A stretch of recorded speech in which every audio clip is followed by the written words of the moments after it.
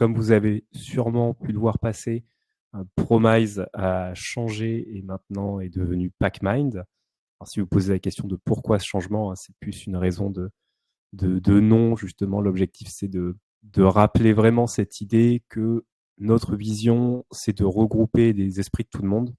Donc, l'idée de packer justement les minds pour les esprits. Donc, le nom ressortait bien justement avec cette idée-là. Et ça nous a permis aussi de faire un rebranding complet de la plateforme, du site web également, d'intégrer enfin un dark mode qui nous a tellement été demandé pendant des années. Donc, l'objectif de tout ce rebrand, c'est aussi d'avoir une solution qui est plus actuelle et qui va pouvoir intégrer beaucoup de fonctionnalités que je vais vous présenter un petit peu aujourd'hui autour de l'IA, mais pas que. On garde l'état d'esprit de se dire que l'objectif, c'est que les humains qui créent du code et qui ont d'expertise doivent rester en maîtrise justement de ce qui est créé. Et c'est nous, en tant que développeurs, développeuses, qui devons justement ben, être accompagnés de l'IA, mais être capable de savoir qu'est-ce qui représente une bonne pratique dans notre contexte qui est particulier, dans notre équipe, dans notre domaine, sur notre projet. On va avoir des pratiques différentes de ce qui est fait des autres projets. Donc tout ce qui est IA générative qui arrive, hein, avec Copilot, etc., c'est très bien pour nous accompagner, mais ça peut aussi nous orienter des fois dans des mauvaises directions. Donc l'objectif de PackMind, c'est vraiment de s'assurer que toutes les équipes de développement vont dans les bonnes directions avec les contraintes du projet, etc. Alors un petit rappel sur justement le positionnement. C'est un point assez critique souvent quand on parle de PackMind et de la plateforme. Les gens nous comparent soit à des outils de qualité comme SonarCube ou Delinter ou SLint, etc., soit à des outils plus de documentation, de code, de documentation technique, comme Confluence, Notion, ou même des fichiers Markdown, et des choses qu'on peut retrouver un petit peu dans les projets.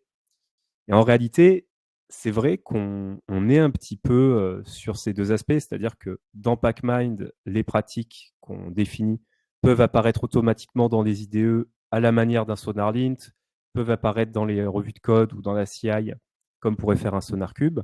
Et également, on a pas mal d'équipes qui vont se servir de PackMind pour créer des pratiques qui pourraient ressembler à de la documentation technique, pour dire comment est-ce qu'on crée un composant, par exemple, comment est-ce qu'on gère nos erreurs, etc.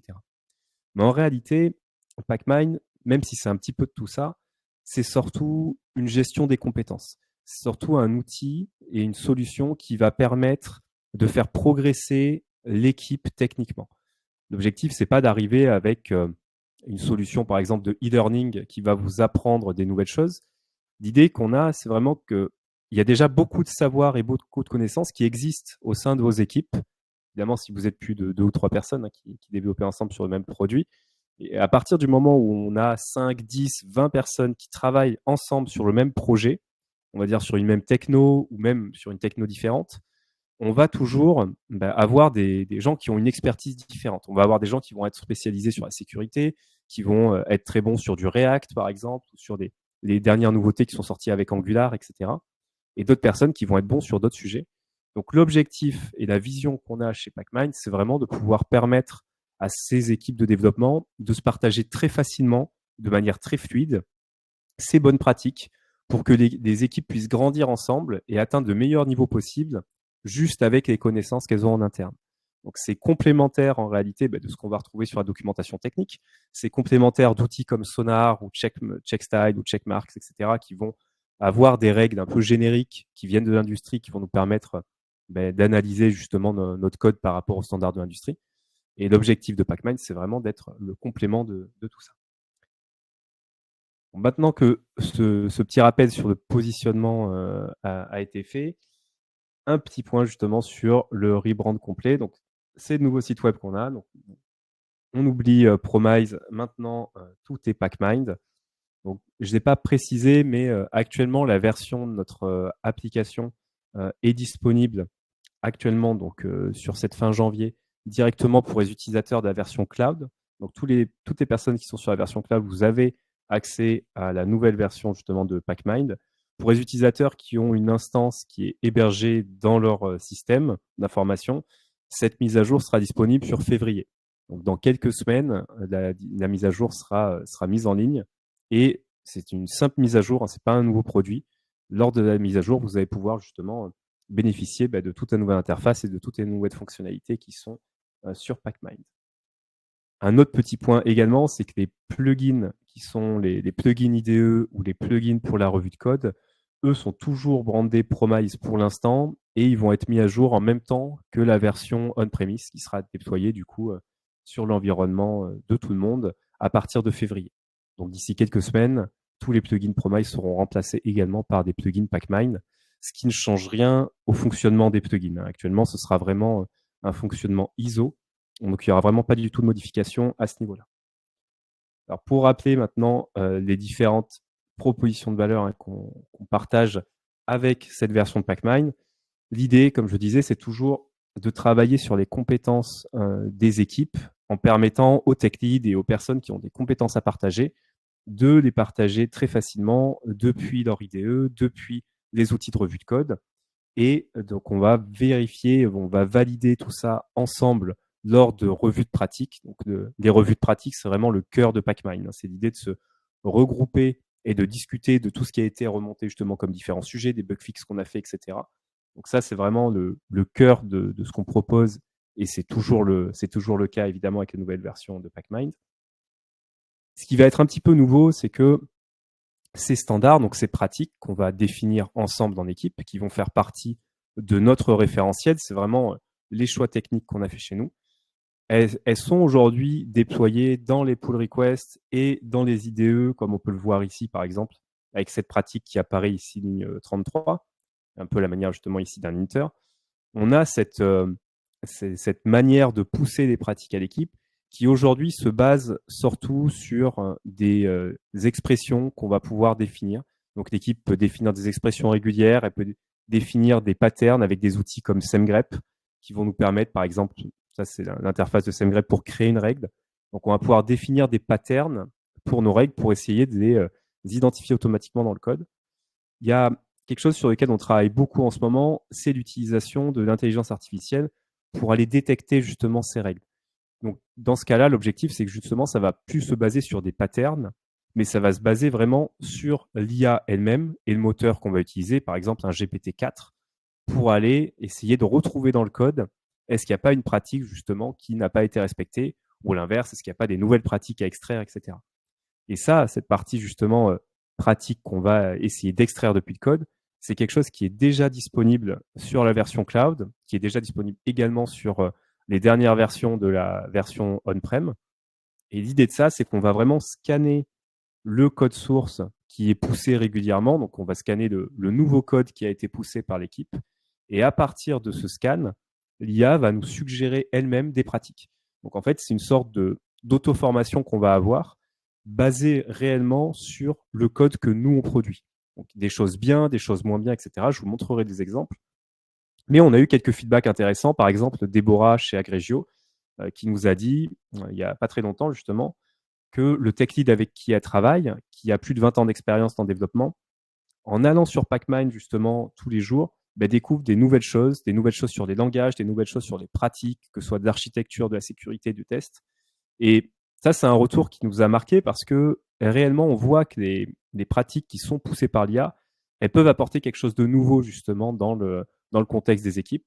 Donc là, on sort de ce que je disais tout à l'heure sur on permet aux équipes de grandir ensemble en se poussant des feedbacks et en poussant des connaissances justement au sein d'équipes. L'IA, elle amène carrément un copilote supplémentaire, donc une personne supplémentaire qui est l'IA, qui a toutes ces connaissances dont elle bénéficie, parce qu'on se base par exemple sur OpenAI pour avoir justement toute cette base de connaissances. Et ce qui est intéressant, c'est que cette IA est capable de nous pousser des pratiques qu'on ne connaît pas forcément, justement sur notre code. Et je vous montrerai des exemples, mais ça amène quelque chose de très intéressant au niveau pédagogique pour les équipes, pour découvrir un petit peu sur la base de code qu'on est en train de créer, est-ce qu'il n'y a pas des choses intéressantes justement qu'on voudrait pousser. Alors pour reprendre maintenant la partie plus produit, donc vraiment l'application PackMind. Donc pour ceux qui ont déjà pu se connecter justement, vous avez peut-être vu que le processus d'onboarding aussi a radicalement changé. Donc là, on explique vraiment comment ça se passe de manière très simple, c'est-à-dire qu'on va identifier des exemples de code qui sont positifs ou négatifs. On va en discuter tous ensemble en équipe lors de ces revues de pratique. Et ensuite, ces pratiques vont être poussées automatiquement dans les pull requests, en pré-commit hook, dans les IDE, etc. C'est le côté un peu magique justement de diffuser ces pratiques à tout le monde. Bon, là, on réexplique un petit peu ce que c'est qu'une pratique, comment la créer, et surtout, on va mettre en avant de plus en plus la partie intelligence artificielle sur laquelle on se base, qui va permettre de faire pas mal de choses. Donc, comme je disais, aujourd'hui, les deux choses qui sont en production actuellement, c'est la génération automatique de pratiques à partir de notre base de code, ce qui est un petit peu on va dire la feature clé justement sur la partie IA. Et on a aussi la partie génération automatique des descriptions de ces différentes pratiques. Donc ça, c'est aussi quelque chose qui est disponible. Donc si vous créez une pratique sans description, l'IA automatiquement va vous proposer une description basée sur le nom de la pratique et sur l'exemple de code que vous avez proposé. Et ça, c'est pas mal puisque ça permet justement à pas mal d'équipes de ne pas avoir à s'embêter à créer des descriptions. Souvent, elles sont très pertinentes justement, les descriptions qui sont proposées par l'intelligence artificielle. On a deux choses qui vont arriver qui sont également donc très demandées. La partie détection automatique de pratique. Donc ça, j'y reviendrai après quand je vous présenterai justement ce qui va sortir dans les prochains mois. Et la dernière partie qui est l'amélioration des outils de génération de code, comme GitHub Copilot justement, ou Codium, ou les outils qu'on va utiliser qui nous permettent d'auto-compléter automagiquement, on va dire, le code qu'on produit. Donc l'objectif de PackMind, c'est de regrouper toutes les pratiques de l'entreprise, des équipes, et d'utiliser ces pratiques pour améliorer la qualité du code justement qui est généré par ces outils-là. Ça aussi, c'est quelque chose qui est pas mal demandé depuis un petit moment. Alors, si je fais une passe très rapide sur l'interface, donc là, c'est le nouveau dashboard qu'on a. Donc, il y a une navigation qui a complètement changé avec un menu qui est ici à gauche. La partie paramètres également qui ressemble plus à ce que vous pouvez trouver justement maintenant dans du GitLab ou GitHub, par exemple. Et concrètement, cette nouvelle home, elle va lister l'ensemble des dernières pratiques justement qui ont été proposées par l'équipe. Et ici, on retrouve justement l'interface pour lancer la prochaine revue de pratique. Et donc là, ça ne change pas par rapport à ce qu'on avait avant, hein. On clique sur démarrer la revue. Et à ce moment-là, on a cette interface qui nous permet directement de valider les différentes pratiques, etc. Donc c'est quelque chose qu'on a voulu le plus simple possible, qui va ressembler de plus en plus à un IDE d'ailleurs, qui va nous permettre de très facilement naviguer dans le code et présenter les différentes pratiques qu'on a mis en avant. Donc tout ça, vraiment, ça va être surtout un changement graphique, mais concrètement, dans le fonctionnement, c'est à peu près la même chose. Ce qui va être nouveau, donc comme je disais, c'est toute la partie IA. Donc toutes les pratiques qui aujourd'hui vont être suggérées automatiquement lorsqu'on va brancher notre repo de code. Donc l'objectif, c'est juste de se dire, je plug mon repo de code sur GitHub, GitLab à PackMind. Donc pour ça, j'ai juste à avoir un token en fait que je génère depuis GitLab. Je crée un token en lecture seule. Je branche du coup le repo directement à PackMind. Et derrière, automatiquement, tous les jours ou toutes les semaines, on a PackMind qui va nous suggérer des pratiques directement. Donc là, c'était un exemple aussi qui était intéressant parce que c'est du code que j'ai poussé moi, sur lequel justement j'avais mis un return promise all. Donc j'ai retourné une promesse ici en TypeScript et j'ai mis un try catch autour pour capturer l'erreur si jamais il y a un souci et retourner un tableau vide. Je pensais que ça marchait et en fait l'IA ici m'a généré une pratique qu'elle a nommée donc await promise when returning in a try catch. Et en fait elle m'explique que la promesse que j'ai retournée, elle doit absolument être attendue, être awaitée ici. Et donc, on doit explicitement dire return await promise.all. Et je pensais que ça marchait comme ça, mais concrètement, l'IA me dit si jamais on ne le fait pas, on n'ira jamais dans le catch. Donc, en fait, mon try catch ici ne sert à rien. Donc là, concrètement, c'est vraiment un bug qu'on a pu identifier. Et là, c'est vraiment l'IA qui me génère cette pratique, qui me génère sa description, qui me met également un lien externe qui me permet d'aller retrouver la vraie documentation justement de ce fonctionnement.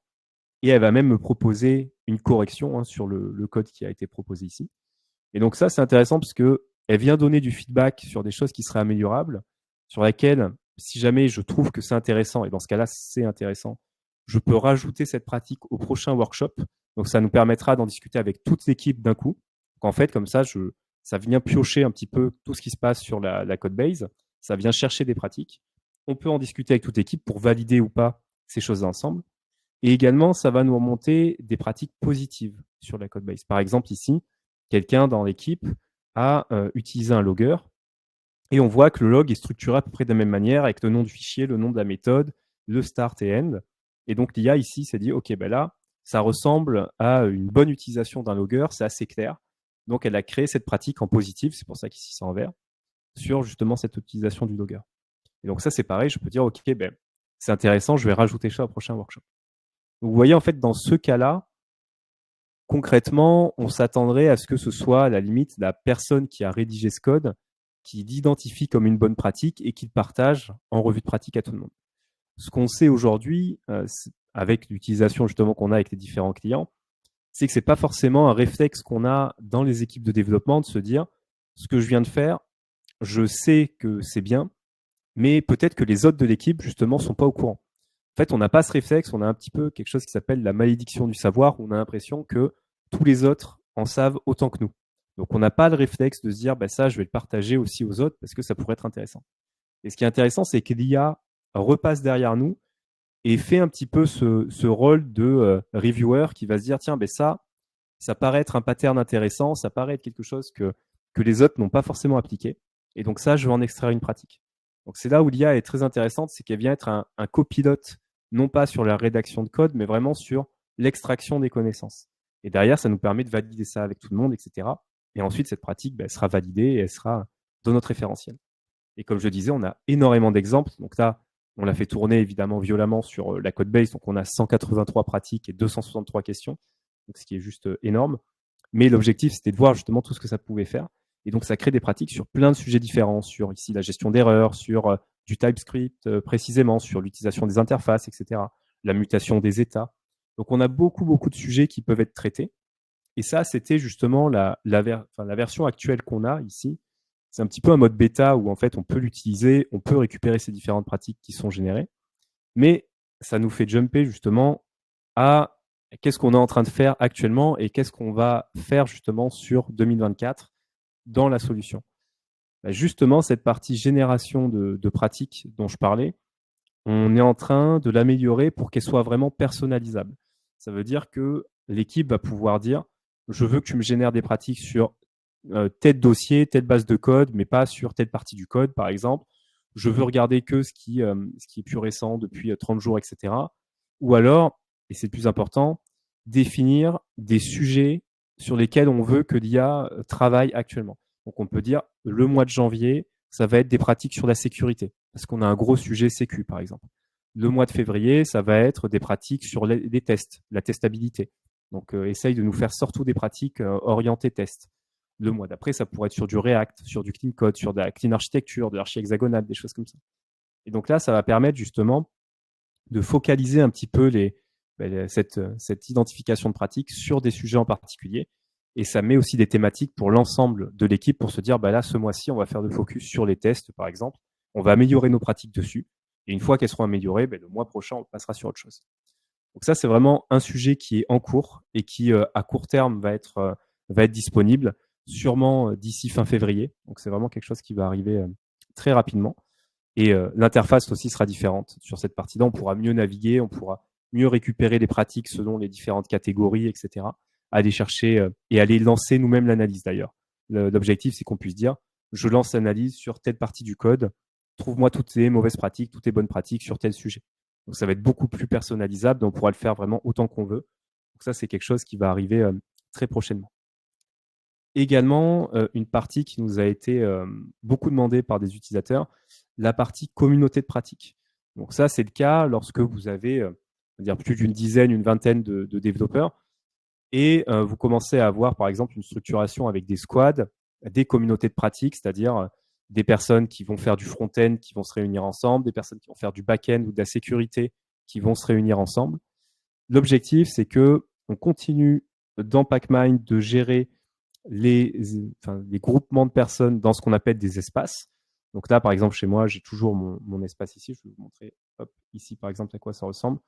Ici, j'ai mon espace qui est lié à mon équipe, qui s'appelle Marketplace Web, mais je peux avoir maintenant des espaces communautaires. Donc, par exemple, un espace qui est lié à la communauté front, donc vraiment toutes les personnes qui font du front-end qui peuvent être là-dedans. Et le fonctionnement qu'on va avoir, c'est que on va toujours faire nos revues de pratique dans mon équipe ici, Marketplace Web.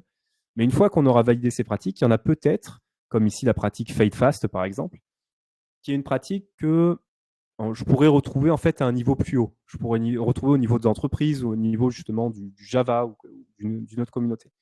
Et donc l'objectif, c'est que je vais pouvoir promouvoir cette pratique. Donc directement dans mon espace, je vais dire cette pratique, je la promeux dans un autre espace communautaire, par exemple l'espace JavaScript ici ou l'espace front. Et l'espace communautaire, donc front ou JavaScript, lui va récupérer toutes les pratiques des différents espaces qui ont été justement promus de cette manière-là. Et c'est cet espace communautaire qui va être surtout constitué peut-être d'architectes ou de responsables techniques qui va pouvoir dire, OK, cette pratique, je la valide, celle-là, je ne la valide pas. Et comme ça, au niveau global, ces pratiques vont exister et mon espace pourrait être lié à l'espace front-end. Et donc, toutes ces pratiques qui seront dans front-end, je les retrouverai chez moi directement.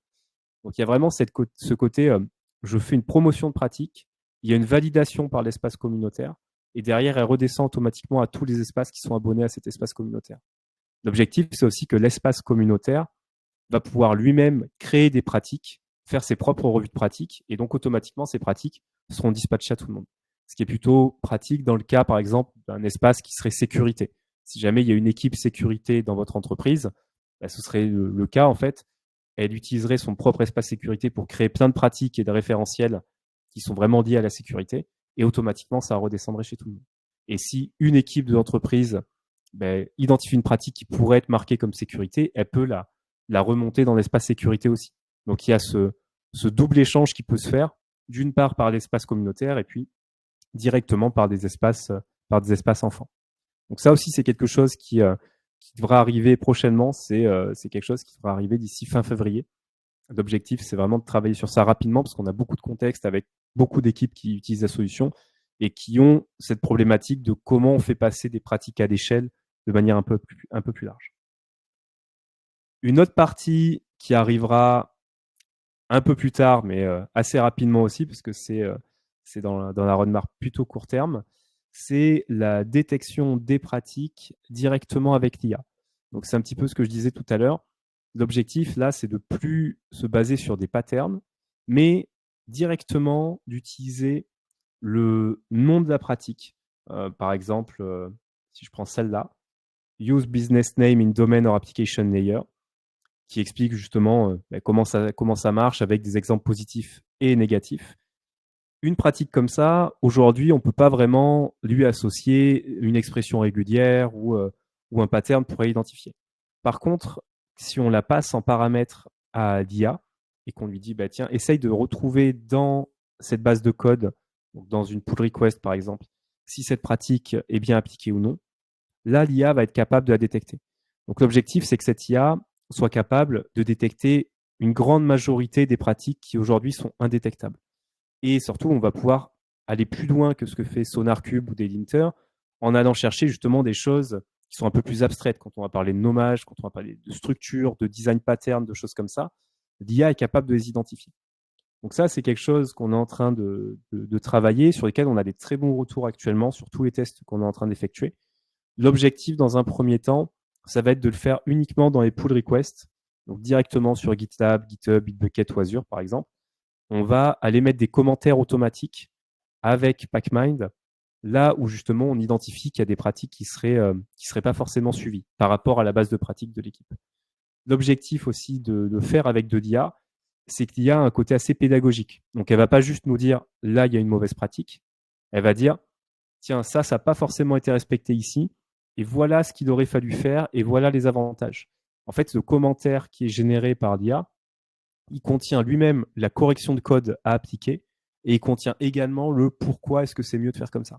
C'est ça qui est intéressant, c'est que ça rentre aussi dans ce que je disais sur le positionnement, sur la partie justement skills. Donc là, on est plus avec l'IA qu'on va utiliser sur de l'apprentissage, sur pourquoi est-ce que cette pratique est mieux qu'une autre, etc.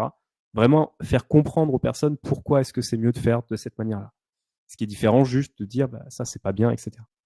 Donc là, il y a vraiment un côté assez pédagogique qu'on est en train de pousser. On est en train de voir d'ailleurs pour aller plus loin là-dessus, pour donner du feedback vraiment personnalisé à chaque personne, etc. Donc ça, c'est vraiment les sujets qu'on va traiter sur 2024, focalisés dans cet angle justement de formation et d'amélioration des skills des différentes personnes dans les équipes.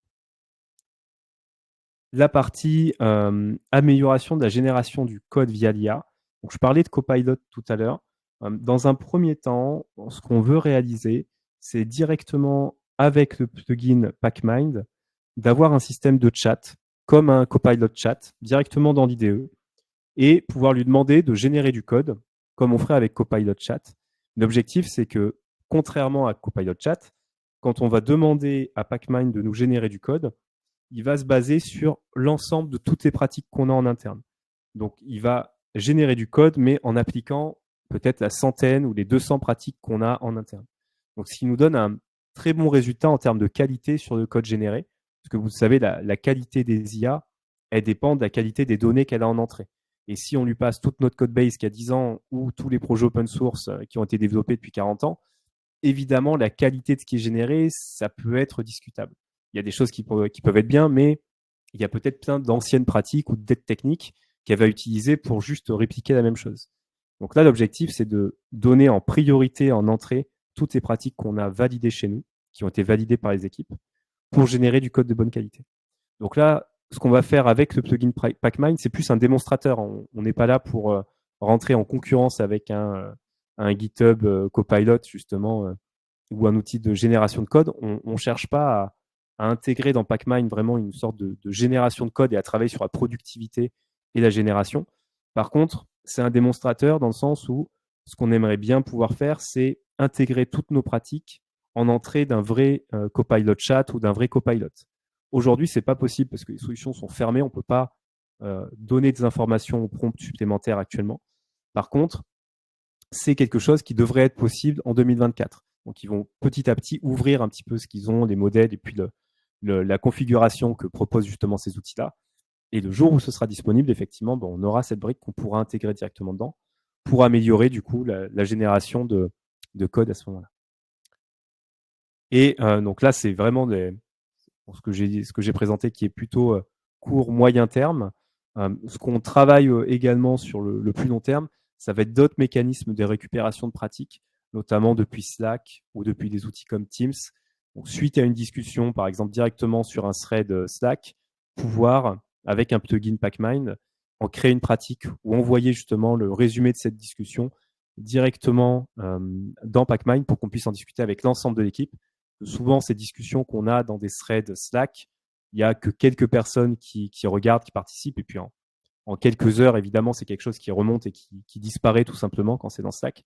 Donc, l'objectif, c'est de pouvoir capitaliser facilement sur l'ensemble de ces discussions. Donc, on travaille beaucoup sur comment est-ce qu'on peut justement essayer d'extraire des pratiques depuis cette base de connaissances. Également, on travaille sur des intégrations avec Confluence, avec Notion, pour essayer aussi de pousser de l'information dans ces outils-là, pour que des personnes de l'entreprise qui n'utiliseraient pas encore PackMind puissent quand même accéder à toute l'information qui a été générée et validée dans la solution. Donc là, c'est comment est-ce qu'on s'intègre à l'écosystème existant des entreprises pour diffuser au maximum ces différentes pratiques. Et après, effectivement, on a pas mal d'autres choses dans les cartons. Et là, on est encore en discussion avec pas mal d'équipes et pas mal de personnes. Puis on cherche aussi du feedback pour essayer de voir qu'est-ce qui est le plus important, le plus urgent aussi dans les contextes des différentes équipes. Ça bouge très vite aujourd'hui avec l'IA générative et avec tout ce qui arrive comme différentes solutions. Donc là, c'est quelque chose justement sur lequel on ne veut pas se fixer maintenant et ça va être plus au fur et à mesure de l'année. On va regarder sur quoi on part justement.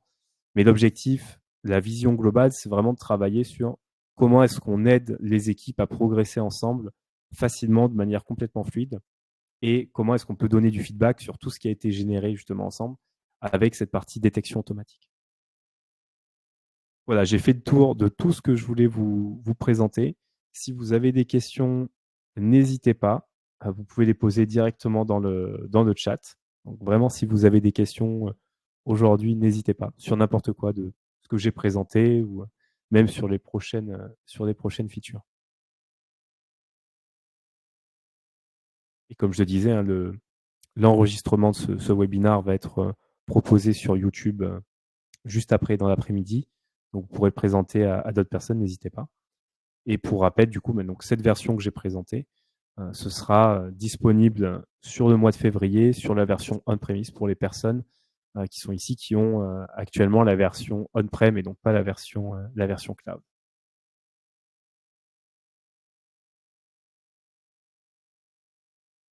Je vous laisse encore quelques secondes, hein, si jamais vous avez des questions, n'hésitez pas.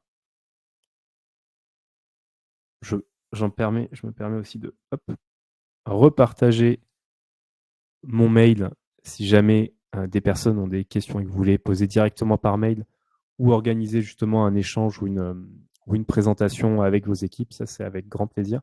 Juste pour rappel, hein, on a, avec ce rebranding, aussi changé le modèle de pricing de la solution. Maintenant, la solution elle est gratuite pour des équipes jusqu'à 5 développeurs, jusqu'à 5 personnes. Donc, vous pouvez vous en servir gratuitement et de manière illimitée si vous avez jusqu'à 5 utilisateurs.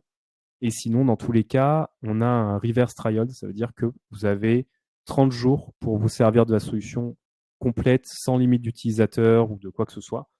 Donc, ça vous permet comme ça, en 30 jours, justement, d'expérimenter avec l'équipe et de s'assurer justement que ça répond bien à vos attentes. Et bonjour Cyril, question. Les codes scannés sont-ils utilisés pour le réentraînement d'IA? Alors, c'est une bonne question. La réponse, c'est non. Actuellement, en fait, on va utiliser les outils, donc soit OpenAI directement sur la version cloud, si jamais on décide de se brancher sur OpenAI, soit, et bien sûr, ça c'est quelque chose qui est débrayable, on peut activer ou pas justement toute cette partie IA. Et pour les versions on-prem, et également pour la version cloud, c'est possible aussi, on peut également se brancher à des solutions qui sont hébergées en interne, souvent sur Azure d'ailleurs. Ça va être sur Microsoft Azure, où on peut déployer en fait un moteur GPT 3.5 ou GPT 4. Et dans ce cas-là, en fait, on a juste à dire à PackMind, branche-toi sur cette URL pour aller justement travailler dessus. Donc concrètement, les codes qui sont scannés par cette IA, par GPT-4 par exemple, ils peuvent être éventuellement réutilisés pour réentraîner l'IA. Je parle vraiment des bases internes, mais globalement, ça va être une goutte d'eau dans l'océan. Sachant que OpenAI, ça leur coûte 300 millions de dollars de réentraîner justement tout le modèle, donc ils le font 2 fois par an. C'est quelque chose justement qui font sur certaines données très ciblées, sur des masses critiques de données. Donc effectivement, là, on n'est pas sur une adaptation à partir du code qui a été scanné. C'est vraiment plutôt utiliser l'IA générique pour essayer de nous aider à trouver des pratiques, etc. Et en fait, le côté réentraînement, il se fait parce que quand on demande à l'IA de nous générer des pratiques, on va lui donner en entrée toute la liste de pratiques qu'on a chez nous. Donc en fait, là, on va passer la liste de toutes les pratiques qu'on a. Donc chez nous, par exemple, on a beaucoup sur plein de sujets, sur de la clean architecture, sur du front, du back. Et toute cette liste, on lui passe en entrée, en lui disant justement à l'IA, à partir de ces pratiques, de ces exemples, trouve-nous des pratiques différentes qui ne rentrent pas en conflit avec celles qu'on a déjà, etc. Et c'est là où, en fait, on parle un peu de réentraînement. C'est que, vu qu'on lui redonne un petit peu les pratiques qu'on a, l'IA va être capable de nous proposer des choses différentes et des choses qui correspondent à notre contexte également. J'espère que ça répond à ta question, Cyril.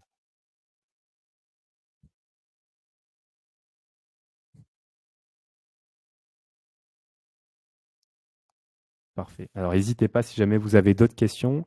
Et si jamais vous êtes intéressé justement pour organiser soit un échange avec des responsables techniques dans vos équipes ou dans vos entreprises, n'hésitez pas à bloquer un meeting avec moi. Donc, je vous ai partagé le lien directement de mon calendrier et avec grand plaisir pour faire une présentation en rentrant plus dans le détail justement de comment ça fonctionne avec le plugin DE ou les plugins justement de revue de code directement pour votre équipe.